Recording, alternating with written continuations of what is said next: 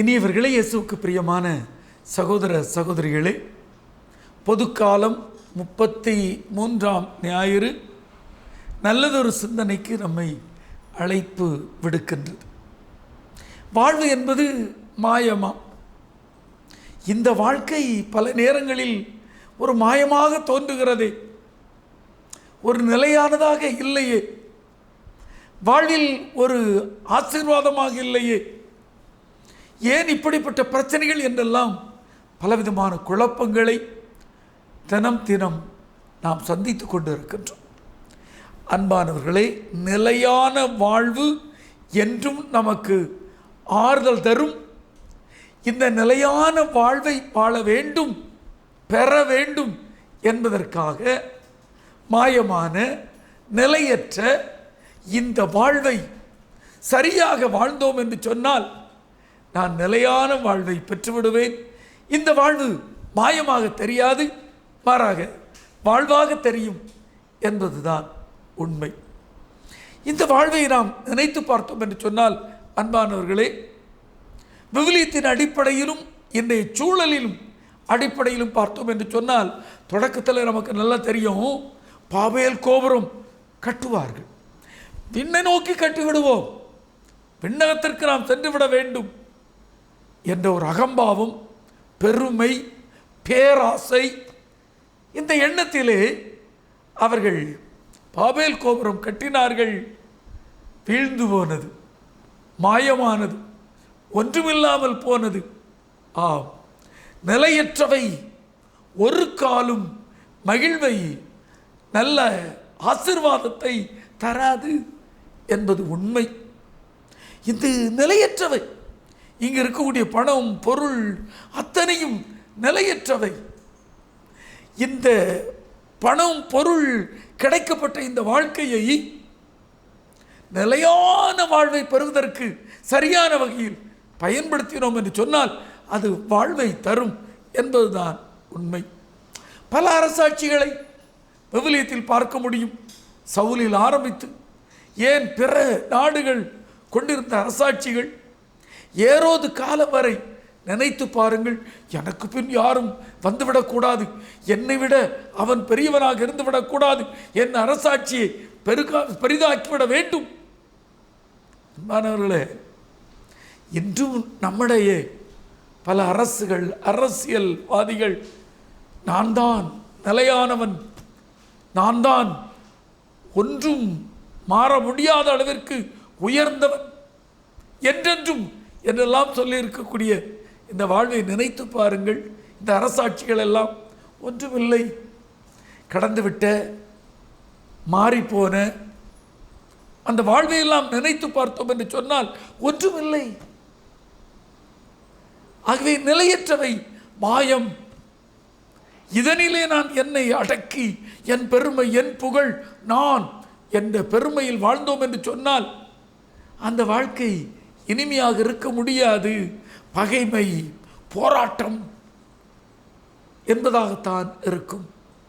பல நேரங்களில் நாம் அழகு, அதனை கூட பார்க்கின்றோமோ, எப்படி அழகு, என்ன அழகு, அழகு இல்லையே, நான் தான் அழகு, ஐயோ என்றெல்லாம் நினைத்து பார்க்கின்றோம். யோசித்து பாருங்கள், கிளியோபட்ராவையும் நினைத்து பாருங்கள், ஏரோதியாளையும் நினைத்து பாருங்கள். நம்மிடையே வாழ்ந்து கொண்டு இருக்கிறவர்கள் கொஞ்ச காலத்திற்கு முன்னால் எப்படியெல்லாம் சொல்லி வாழ்ந்தார்கள் என்று நினைத்து பாருங்கள். இன்று ஒன்றுமில்லை. ஆகவே அந்த அழகு, என்னை சுற்றி இருப்பவை அனைத்தும் எனக்கு பெருமை, புகழ், எனக்கு அதுதான் நிலையானது என்று நினைத்தால் ஒன்றுமில்லை. வாழ்வு மாயமாக இருக்கிறது. ஆக இப்படிப்பட்ட ஒரு சூழ்நிலையிலே பார்க்கின்றோம். உயர்ந்த கோபுரம், கட்டடங்கள் பார்க்கின்றோம், பணம், பொருள், அரசாட்சி, பெருமை, இவைகள் பார்க்கின்றோம். அழகு, மிக மகிழ்வான ஒரு புகழ் நிறைந்த ஒரு வாழ்க்கை என்று நினைத்து பார்த்தோம் என்று சொன்னால் இவையெல்லாம் நிலையானவையா? இல்லை. நமக்கு மிக அருமையாக விவிலியத்தில் இறை வார்த்தை சொல்லித் தருகிறது. நிலையானது என்பது விண்ணகத்தில் இறைவனின் இல்லம்தான். விண்ணகமே என் தாய் நாடுதான் என்று நினைத்து மண்ணகத்தில் நல்லதொரு வாழ்வை வாழ்கின்றவர்கள் மண்ணகத்திலும் மகிழ்ச்சியாக இருப்பார்கள், விண்ணகத்திலும் நல்ல வாழ்வை பெற்றுக்கொள்வார்கள். அவர்களின் வாழ்வு மாயமல்ல, அதுதான் நிலை வாழ்வை நோக்கி பயணப்படுவதாக இருக்கிறது என்பதைத்தான் சொல்லித் தருகிறோம். இன்றைய நற்செய்தி வாசகத்தில் நம்ம பார்க்கலாம். லூக்கா நற்செய்தி 21ஆம் அதிகாரம் 5 முதல் 19 வரைக்கும் படித்து பார்த்தீங்கன்னா, ஆண்டவர் கோவிலை பார்க்கிறார். சிறு வயதிலே கோவிலை பார்த்தவர். எருசலேம் கோவில் ஆண்டவருக்கு ஒரு பரிச்சயமான ஒரு கோவில். அவரை அங்கு கோவிலிலே காணிக்கையாக ஒப்பு கொடுத்தார்கள். 12 வயதிலே அந்த கோவிலிலே அறிஞர்களோடு பேசிக்கொண்டு இருந்தார். பலமுறை அந்த கோவிலுக்கு அவர் சென்று போதித்திருக்கின்றார். அந்த கோவிலிலே சாட்டையை எடுத்து அந்த புறா விற்பவர்களையும் நாணய மாற்றுவர்களையும் வெளியே வீசி எறிந்தார். என் தந்தையின் இல்லம் ஜெப வீடு சந்தை கூடமாக மாற்றாதீர்கள் என்று சொன்னார். அந்த கோவிலை பார்த்து ஆண்டவர் சொல்லுகிறார், கவின்மிகு கற்களாலான இந்த கோவில் ஒரு கல் மேல் ஒரு கல் இல்லாதவாறு இடிந்து போகும், நிலையற்றது. அழகான கோவில், அருமையான கோவில். இந்த கோவிலும் இடிந்து போகும், ஒரு கல்லின் மேல் இல்லாதவாறு இடிந்து போகும், அழிந்து போகும். ஆண்டவர் சொல்லுகின்றார், இந்த அழகு, இந்த பெருமை, இந்த புகழ், இந்த பணம் அழிந்து போகும். ஆனால் கொடுக்கப்பட்ட இந்த வாழ்வில் நான் நிலை வாழ்வை அடைவதற்கு, நிறைவான உறுதியான வாழ்க்கையை அடைவதற்கு மாறாத இயேசுவின் வழியை பின்பற்ற வேண்டும் என்பதுதான் நமக்கு சொல்லித்தரப்பட்டிருக்கக்கூடிய செய்தியாக இருக்கிறது. என்ன செய்ய? முதல் வாசகத்திலே நாம் பார்க்கின்றோம். மலாக்கியா புத்தகத்திலே 4ஆம் அதிகாரம் 1 முதல் 2 சொல்லப்பட்டிருக்கிறது. நன்றாக கவனித்து பாருங்கள். இதோ சூளையை போல் எரியும் அந்த நாள் வருகிறது. அதாவது எல்லாருக்கும் ஒரு வாழ்வு முடியும் நாள் வரும். என்ன? அது சூளையை போல் வருகிறது. அப்போ அங்க எப்படிப்பட்டவர்கள் இறையாக்கப்படுவார்கள்? அழகாக ஆண்டவர் சொல்லித் தருகின்றார். நீங்கள் அந்த சூளைக்குள் உங்களை உங்கள் திமிர்வாதத்தால், உங்களுடைய ஆணவத்தால், உங்களுடைய கொடுமையான எண்ணத்தால் சூளைக்குள் மாட்டிக்கொள்ளாதீர்கள். ஆணவம், பொறாமை, தான் என்ற செருக்கு இவையினால் நீங்கள் மாட்டிக்கொள்ளாதீர்கள். உங்கள் வேர் கிளைகள் கூட அதனில் எரிந்து போகும். ஆண்டவர் சொல்லக்கூடிய வார்த்தை தெரியுமா? ஒரு அப்பா, ஒரு அம்மா, அல்லது ஒரு வீட்டில் ஒரு அண்ணன், இவன் எல்லாரும் ஒருத்தை இந்த மோசமான வைராக்கியம், மோசமான ஆணவம், மோசமான பெருமை இவையில் வாழ்ந்தான் என்று சொன்னால் அந்த வேர் கிளைகள் கூட முற்றிலும் கருகி போய்விடும். ஏன்னா ஆணவம், செருக்கு, பெருமை நிலையற்றது. எனக்கு ஆணவம் தானே, நான் என்ற பெருமை தானே, செருக்கு தானே, நான் தானே எல்லாத்தையும் சாதிக்கிறேன் என்ற நான் தன்மை அந்த வேறு கிளை அனைத்தையும் எரித்து போட்டுவிடும். அப்ப என்னப்பா செய்யணும்? 2ஆம் வாசகத்தில் 2 தெசலோனிக்கர் பவுல் அழகாக சொல்லித் தருகிறார். 3ஆம் அதிகாரம் 7 முதல் 12 5 பண்புகள். அதாவது நிலையற்ற இந்த உலகில் நல்ல வாழ்வு வாழன்னா 5 பண்புகளை ஆண்டவர் அழகாக சொல்லித் தருகின்றார். என்ன சொல்லித் தருகின்றார்? சோம்பித் தெரியாதீர்கள். நானவர்களே, கடவுள் கொடுத்த இந்த வாழ்க்கையில் சோம்பி தெரிஞ்சியா அழிச்சு போவா? சோம்பி தெரியாதே, சோம்பேறியா இருக்காதே, மொபைலை நோண்டிக்கொண்டு இருக்காதே, புரணி பேசிக்கொண்டு இருக்காதே, வீண் கதைகளை பேசிக்கொண்டு இருக்காதே, சீரியலை பார்த்து கொண்டு இருக்காதே, சோம்பி தெரியாதே. அடுத்தவன் இவன் அவன் என்ன தப்பு செய்தான் என பார்த்து கொண்டு இருக்காதே, அதை பிறருக்கு அறிவித்துக் கொண்டு சோம்பேறித்தனமாக நேரத்தை போக்காதே, தீமைகளுக்கு காது கொடுக்காதே. சோம்பி தெரியாதே. அன்பானவர்களே, நிலையான வாழ்க்கைக்கு போனோம்னா இதெல்லாம் நிலையற்றது. சோம்பேறித்தனமாக இருப்பது நிலையற்றது, அழிவுக்கு அழைத்து செல்வது. ஆகவே சோம்பி தெரியாதே. இரண்டாவதாக பார்த்தோம் என்று சொன்னால், இலவசமாக நீ உணவு அருந்தாதே. எவ்வளோ அருமை பார்த்தீங்களா? நீ இலவசமாக இருந்துடாத. நம்ம எல்லாரும் இலவசத்துக்கு ஓடுறோம் பாருங்க. இல்லை, உழைக்காத பணம் உன் பணம் அல்ல. இலவசமாக எங்கேயாவது ஏதாவது கிடைக்குது என்ற பணத்திற்காக நீ அலைந்து கொண்டு இருக்காதே. நான் உழைக்க வேண்டும், என் உழைப்பில் நான் பெற்றிருக்க வேண்டும், எனக்கு உரியதாக இருக்க வேண்டும். இதான் நிலையானது. ஆண்டவர் சொல்லக்கூடிய அறநெறி வாழ்வின் நெறியாக இருக்கிறது. பாருங்களேன், மூன்றாவதாக இறை வார்த்தையிலே பவுலடிகளார் சொல்லுகிறார், சுமையாயிராதே. சுமையாயிராதே, நீ பாடுபட்டு உழைத்திடு.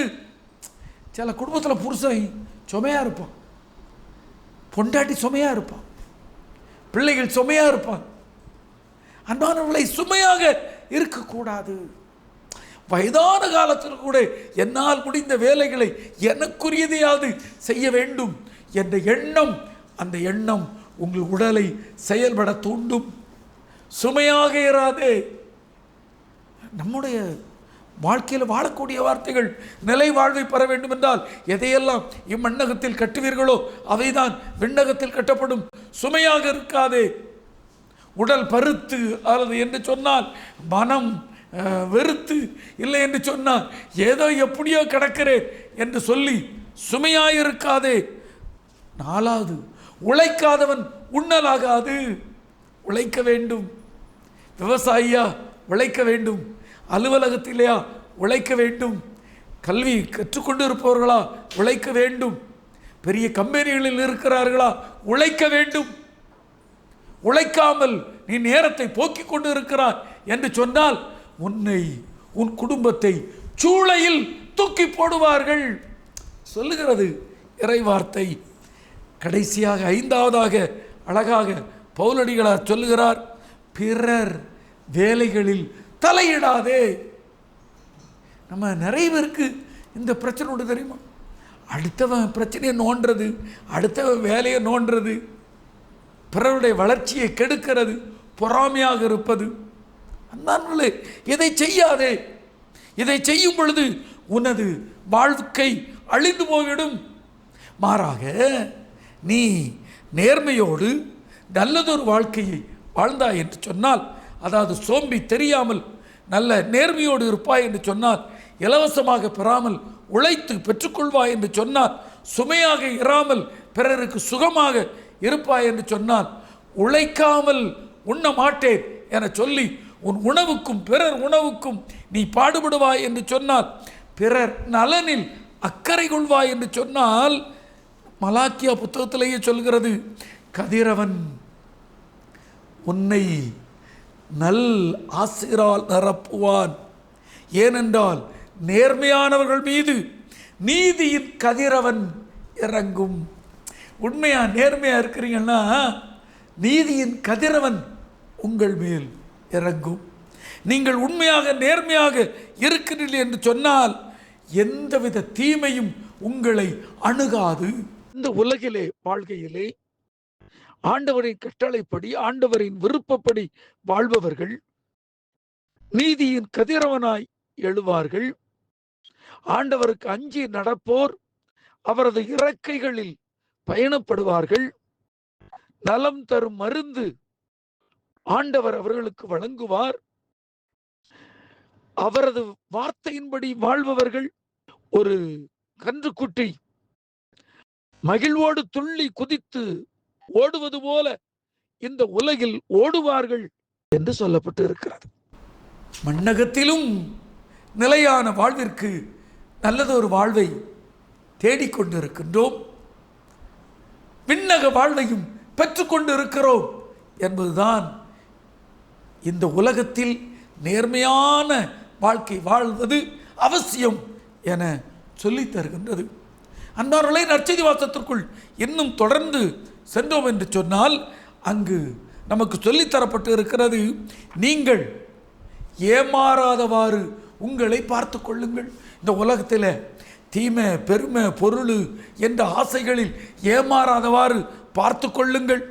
நீங்கள் சரியானதை நம்புங்கள். நம்பிக்கை அவசியம்.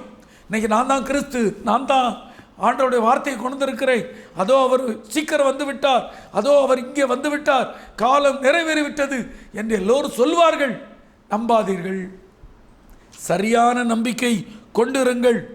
போர் முழக்க வரும், பலவிதமான பிரச்சனைகள் நாடுகளுக்குள்ளே வரும், நாட்டை எதிர்த்து நாடு போராடும், உங்களை பிடித்து துன்புறுத்துவார்கள், ஆளுநரிடம் இழுத்துச் செல்வார்கள், தொழுகை கூடத்திலும் உங்களை திட்டுவார்கள்.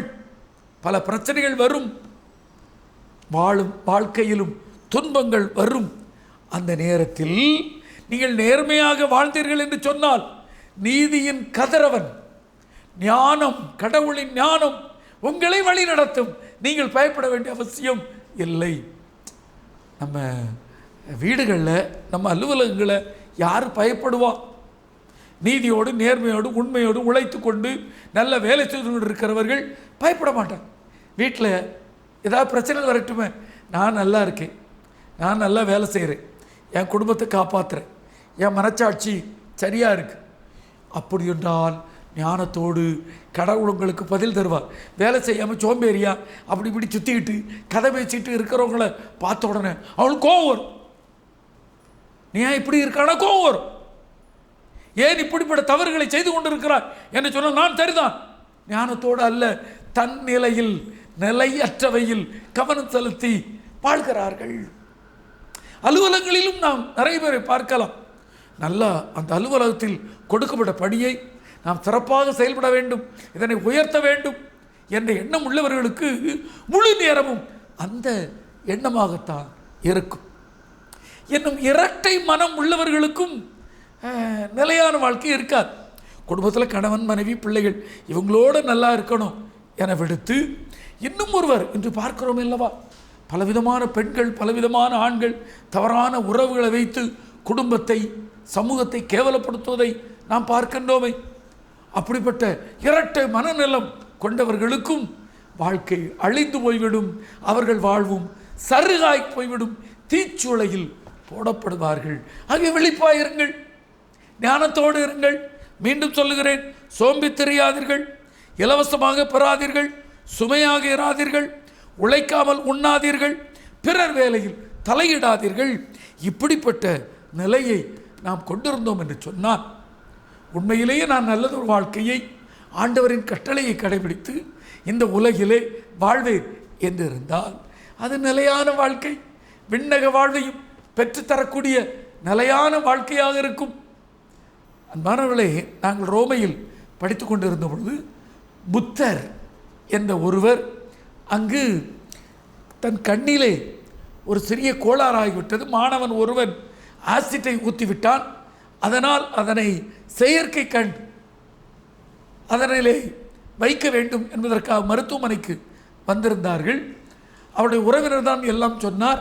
அந்த புத்தர் என்ற பேராசிரியருக்கு கண்கள் தெரியவில்லை. அவருடைய சூழலை பற்றி அவர் பேசினார்.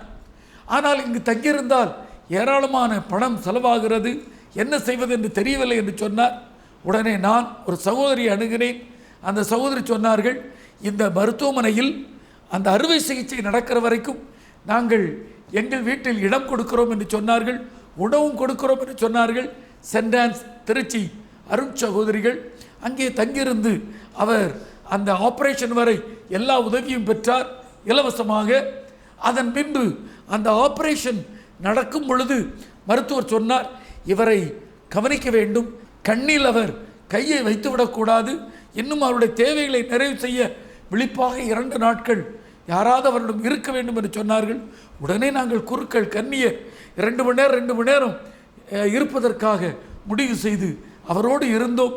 கண்ணை திறந்தபோது அவர் என்ன சொன்னார் தெரியுமா? நான் கோயம்புத்தூர்காரன், கோயம்புத்தூருக்கு செல்லும் பொழுதெல்லாம் வழிகளிலெல்லாம் பார்ப்பேன், மலைகளில் கல்லுகளில் எழுதி போட்டிருப்பார்கள், இயேசு வருகிறார், அவரது வருகை சீக்கிரம் இருக்கிறது, அல்லேலூயா என்றெல்லாம் எழுதி போட்டு இருப்பார்கள். நாங்கள் திட்டிக்கொண்டே செல்வோம், இயேசு வருகிறாராம், அல்லேலூயா, காலம் நிறைவேறிவிட்டதா என்று திட்டிக்கொண்டே செல்வோம். ஆனால் உங்களில் இப்பொழுது நாங்கள் இயேசுவை பார்க்கிறோம் என்று கண்விழித்து அவர் சொன்னார். அன்புக்குள்ளே, இதுதான் வாழ்க்கை.